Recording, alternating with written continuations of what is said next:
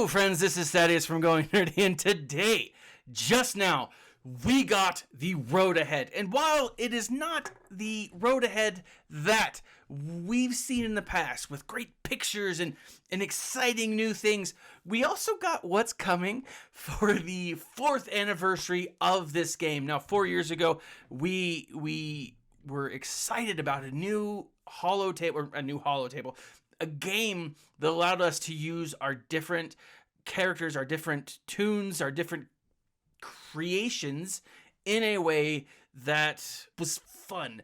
Take all of the galaxy, put it into a mobile game, and make it enjoyable. Play around with it. And to an extent, that's what we've got. What we had in the beginning is very different than what we have now. This post does not give us as much as I would really like. I mean, again, there's no images to this, at least when I'm recording this, and so it's hard to stay excited, about this, but it does give us some really solid information. It gives us a very small snippet of what we can expect from the 4th anniversary gift. And guys, I just saw the post, and I will get to that in a moment, but I am stoked. I'm excited. I'm very excited for this. Now, new content, guys. They've said that we are going to get new trilogy content, and finally, it's strangely enough, it says we're getting old friends. General Hux should have been introduced a while ago. Will he come in a marquee? Probably. If Kylo Ren didn't come as a legendary event, Hux is most likely not coming as a legendary event. And some new characters, i.e. the Sith Trooper. Now, I'm really excited about that. First and foremost, if you actually look at the Star Wars trailers, do you notice anyone missing? The Sith Trooper. Why make a big deal out of having him and then not show him? Either it is a MacGuffin in an attempt to lead us away from something else, kind of like how the Knights of Ren were randomly thrown in there and never heard of again until, 4 years later when the episode 9 is apparently going to focus on the Knights of Ren. But it's cool. I'm excited for this. Sith Trooper, I did see someone on Reddit the other day say that it would be awesome if we saw the Praetorian Guard as a login character for the month of December. That would be sweet.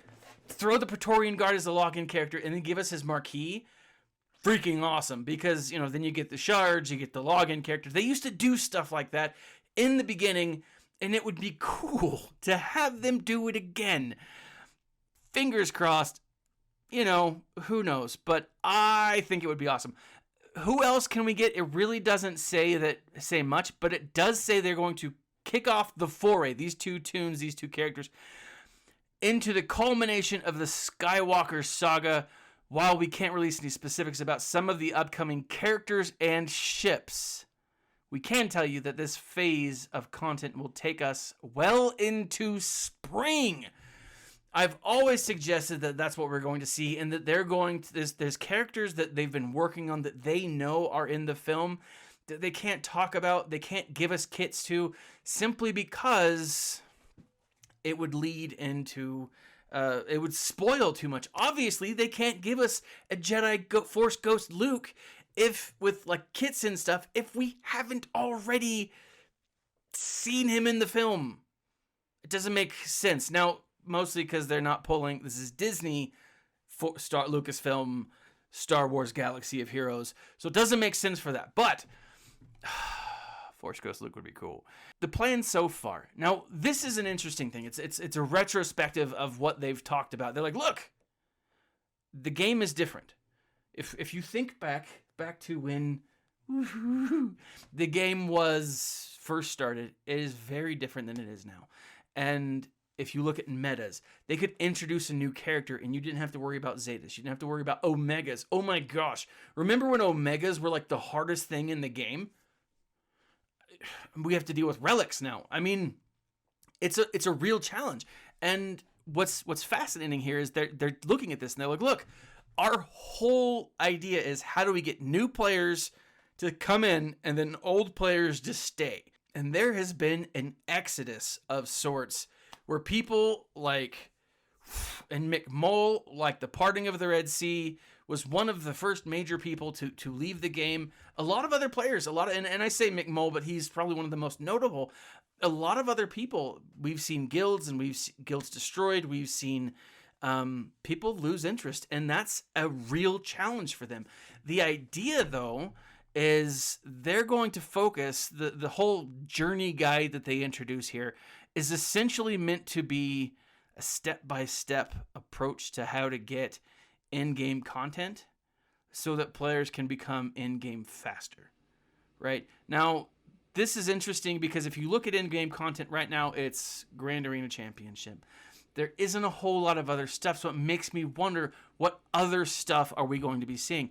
I'd love to see a Grand Arena Championship, or even an Arena Championship that's inter-guild. And maybe, you to get in, you have to, throw up ally points, or you have to throw up some gear or something. Kind of like a gambling system. And I know it's not gambling, but it's kind of gambling. And let's face it, guys, the majority of Star Wars has Sabacc. I say that, you know what Sabacc is. Gambling exists.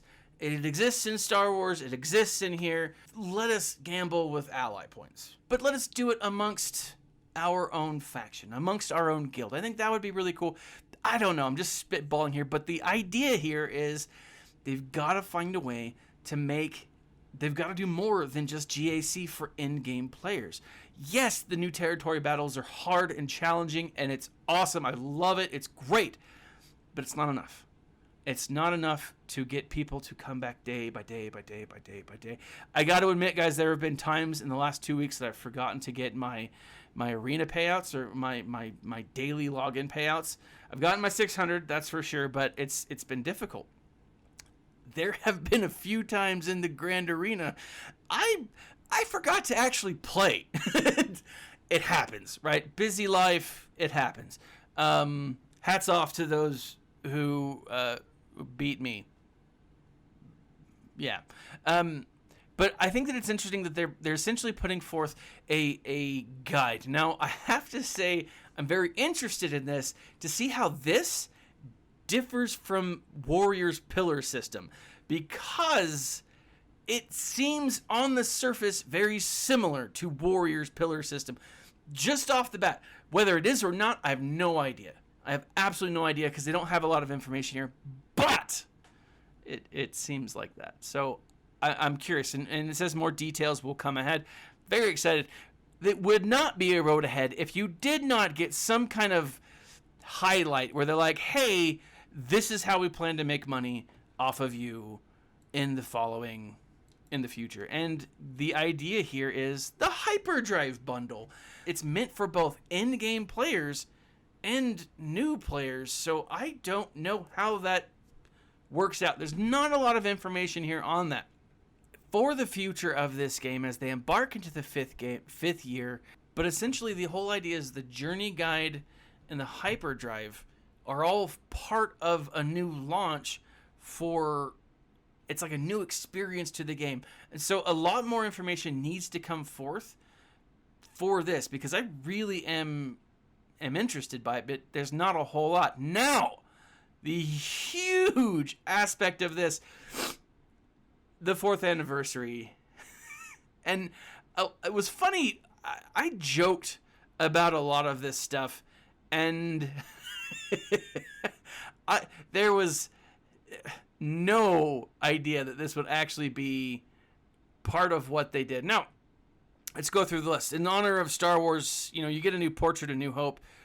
In honor of the 4th anniversary, they're doing double drops on light side battles, dark side battles, mod battles, cantina battles, and fleet battles on the 24th, 25th, and 26th.